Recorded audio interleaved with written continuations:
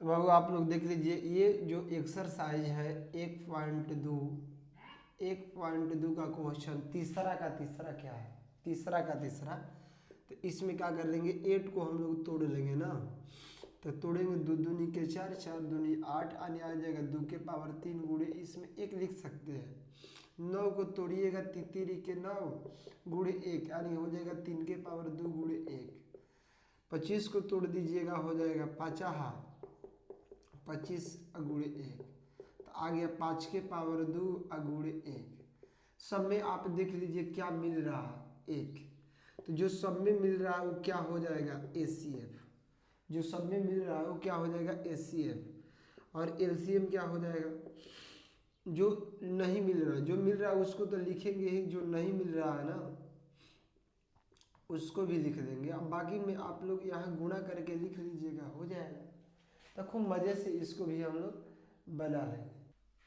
देखिए इसके बाद में आगे क्वेश्चन नंबर 4, एकदम VVI क्वेश्चन है, जबरदस्त आप लोग के लिए क्वेश्चन है, जो पेपर में हमेशा आता है।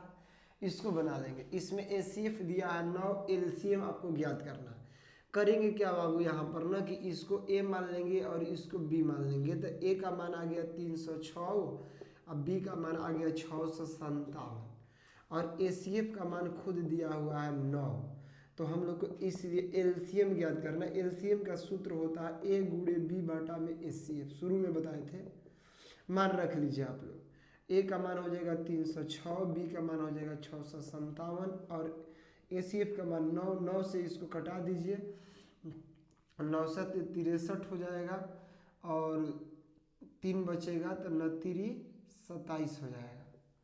तो अब आ गया कितना, 306 गुणे 6 73। गुणा कर लीजिए, इसको गुणा करके यहाँ आंसर लिख लीजिएगा आप लोग कितना आएगा। तो बताइए क्या दिक्कत है किसी को। इस A का मान हो गया E, B का मान E, ACF का मान A और B का मान रख लेंगे बाटा में ACF। 9 से कटा देंगे 73, कटेला के बाद गुणा कर देंगे, यहाँ गुणा करके आंसर लिख देंगे। किसी दिक्कत। चलिए चलिए बाबू, तो अगला प्रश्न आ गया, ये क्वेश्चन नंबर 5 है। क्या रहा है कि क्या ये भाज्य है। प्रश्न है कि क्या भाज्य संख्या है। ये भी पूछा है कि क्या ये भी भाज्य संख्या है। तो अगर भाज्य जांच करनी है तो करना क्या पड़ेगा, यहाँ से यहाँ अकेले है, ये अकेले है, तो इसमें 13 कॉमन है, इसमें भी 13 कॉमन है, तो 13 बाहर निकाल लेंगे, बचेगा 7 गुणे 11, इसमें 13 निकल जाएगा, कुछ नहीं तो 1, तो हो जाएगा 13, 11 7 77 प्लस 1, तो आ जाएगा 13 गुणे 78। इसको आगे बढ़ा देंगे, 13 गुणे 13 के 78 होता है, 2 गुणे 3 गुणे 7। तो देखिए इसमें सब अभाज्य संख्या है। अगर अभाज्य संख्या आ गया सबका सब, तो वो समझ लो इसका गुणा करोगे तो ये कैसा संख्या है, भाज्य संख्या है। यही जांच करनी थी, तो ये आपका क्या हो गया, प्रूव हो गया।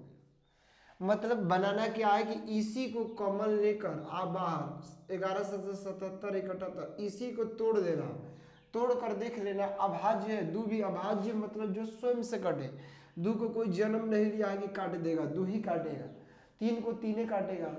तो इसी तरह जितना है सब अभाज्य है। तो अभाज्य संख्याओं का गुणा, ध्यान से सुन लो, जबरदस्त बता रहे हैं।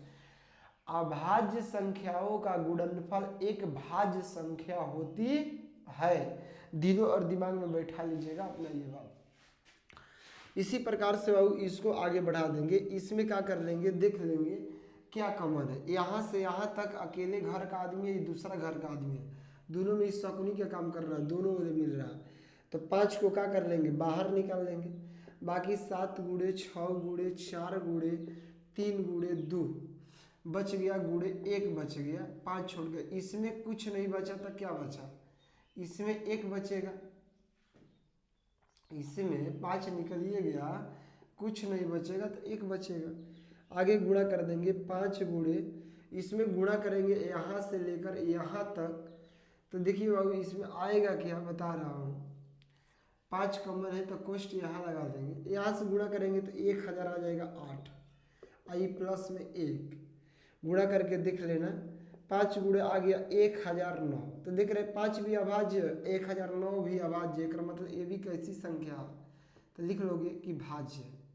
ये ही बात क्या करना था, तो प्रूव करना था। तो खूब बढ़िया से क्या हो गया, प्रूव हो गया। स्क्रीनशॉट ले लीजिए, बहुत आसान क्वेश्चन है। इसमें 5 को बाहर निकाल देना है खींचकर, जो बचेगा ससुरा उसको गुणा कर देना, एक बच गया जोड़ देंगे 1009 आ जाएगा। और ये अभाज्य है तो ये भाज्य होगा, ये भी अभाज्य था तो क्या होगा, भाज्य होगा।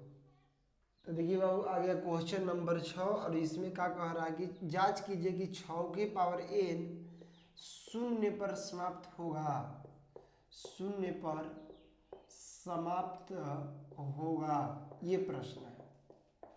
तो शून्य पर कब समाप्त होगा बता देते हैं कि 6 के पावर जो n है इसको तोड़ना है बाबू, द्वितीयाई 6।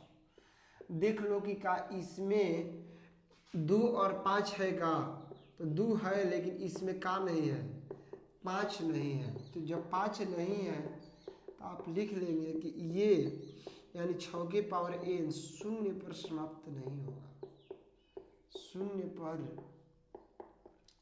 समाप्त नहीं होगा। ये आपका आंसर हो गया। इसका मतलब क्या है बता देते। मतलब अगर मतलब समझोगे, जैसे मान लो कि 2 गुणे 3 गुणे 5 है ना, इसमें देख लो 2 भी है 5 भी है। अगर 2 5 है गुणा करके देख लो शून्य पर समाप्त होगा, 5 दूनी 10, 10 तिहाई 30, देख लो शून्य पर समाप्त। इसमें 5 हटा दो और बताओ द्वितीयाई 6 क्या शून्य पर समाप्त होगा, नहीं होगा। अगर किसी संख्या को शून्य पर समाप्त करना है तो उसमें 2 5 होना बहुत जरूरी है। 2 5 एकदम समझ लो कि ये एकदम खच्चड़ है 2 5। अगर 2 5 में से कोई कहूँ चला जाएगा ना ससुरा, तो ये 0 पर समाप्त नहीं होगा। तो 0 पर अगर इसको समाप्त करना है ना तो उसके गुणनखंड में 2 और 5 होना चाहिए। अगर 2 5 नहीं है तो लिख देना कि शून्य पर समाप्त नहीं होगा। तो इसको द्वितीयाई 6 तोड़ दिए, इसमें 5 नहीं था तो लिख दिए शून्य पर समाप्त नहीं होगा। तो आप मतलब भी समझ लीजिए। चलिए बाबू, तो इसके बाद में आ गया आपका क्वेश्चन नंबर 7, और 7 एकदम वीवीआई क्वेश्चन है, 1 नंबर बता ले जाओगे, ऑब्जेक्टिव में आता है जबरदस्त तरीका से मेरे लाडले। तो यहाँ पर कैसे होगा, कह रहा है कि सोनिया को, देखिए प्रश्न पढ़ देते हैं। किसी खेल के मैदान के चारों ओर एक चक्कर वृत्ताकार पथ है, इस मैदान का एक चक्कर लगाने में सोनिया को 18 मिनट लगता है और रवि को 12 मिनट लगता है। दोनों एक ही स्थान पर एक ही समय से चलना प्रारंभ करते हैं, तो कितने समय बाद पुनः अपने स्थान पर आ जाएंगे।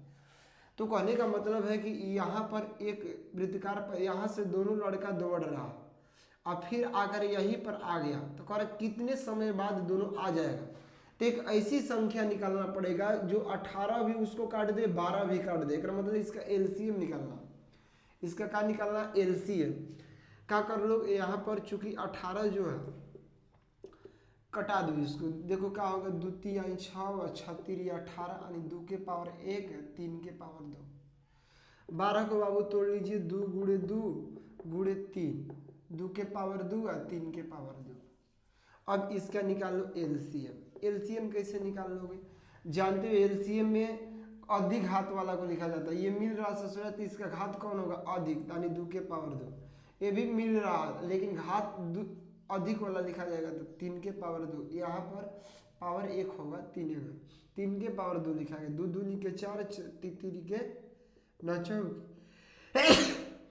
एक मतलब 36 मिनट बाद, यही आंसर हो गया। 36 मिनट बाद दोनों अपने स्थान पे क्या हो जाएंगे, मिल जाएंगे। तो ये हो गया पूरा का पूरा आपका एक्सरसाइज खत्म हो गया। और ये जो है प्रश्नवाली 2 पार्ट में बना है, 1.2 का एक पार्ट 1 है, एक पार्ट 2 है। आप दोनों देख लेंगे तो पूरा का पूरा क्वेश्चन का आपको सार मिलेगा। राकेश सर का पूरा दिल से धन्यवाद। अगर आपको अच्छा पढ़ाई लगता है तो मेरे एप्लीकेशन और चैनल को अधिक से अधिक बाबू आप शेयर कर दो भाई, क्योंकि इससे आपकी कोई हानि नहीं होगी, आपका फायदा ही होगा। हाँ, अगर आप पढ़ रहे हैं तो आपके जैसे भी आपके दोस्त मित्र साथी का सहायता मिल जाए, इससे क्या दिक्कत है। तो ज़बरदस्त तरीका से एक एक चीज़ें पढ़ेंगे। अगर सारी चीज़ों को आप नोट्स और पीडीएफ चाहते हैं तो आप प्ले स्टोर में जाकर, आप कहाँ जाकर, प्ले स्टोर में मोबाइल के जाकर, इस प्ले स्टोर में आप कंसेप्ट ऑनलाइन क्लासेज दिनारा। ये एप्लीकेशन है, आप मोबाइल के प्ले स्टोर में जाकर इसको डाउनलोड कर लीजिए। जो ही डाउनलोड करेंगे इस पर तमाम चीज़ें, आपका नोट्स, पीडीएफ, ऑल क्लास 6वीं से 12वीं तक और कंपटीशन क्लास भी आपको मिलेगा। बहुत सारी चीज़ें फ्री मिलेगा, जितना पढ़ा रहे हैं उसका नोट्स भी आपको मिलेगा। तो आप जाकर तुरंत ही इसको डाउनलोड कीजिए और सभी बच्चों को भी बताइए। चलिए, बहुत बहुत धन्यवाद।